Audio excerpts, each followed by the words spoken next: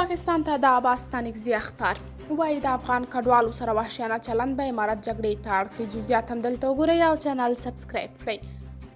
عباس ستانکزي له افغانستان انټرنیشنل سره مرکه کې ویلي اسلامي امارت د خپلو افغانانو خپل وطن ته په راستنېدلو ښه راغلاست وایي، خو پاکستان باید د افغان کډوالو سره د انساني کرامت په چوکاټ کې دننه چلند وکړي.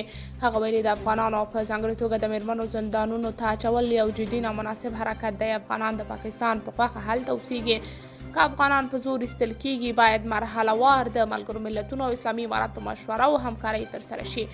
نوموړي ویلي د پاکستان دغه پریکړې هدف د بیچاره افغانانو څخه د سیاسي فشار او پاکستان د خپلو اهدافو لپاره د استعمالولو په معنا ده.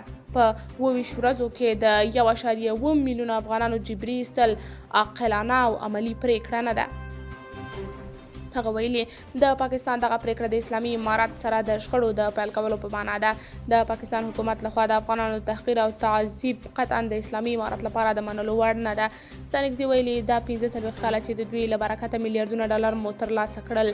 افغانان د پاکستان د امنیت لپاره مشکل نه وو، څنګه یو ناڅاپه افغانان ترهګر او د پاکستان د امنیت لپاره خطر شول. عباس ستانکزي ګواښ کړی چې د افغانانو په تحقیر او دا ډول شړلو پاکستان د اسلامي امارت او په ټوله کې د افغانانو سره شخړو یوه نوې دوره پیل کول غواړي. یاد دې وي چې نن هم د کډوالو په سر د طالبانو او پاکستاني ځواکونو ترمنځ سپین بولدک کې نښته شوې. بلخوا جنرال مبین لیکلي پاکستان بې ګناه افغان مهاجرین نیسي، بیا یې وژني، بیا پرې د TTP ټاپه لګوي.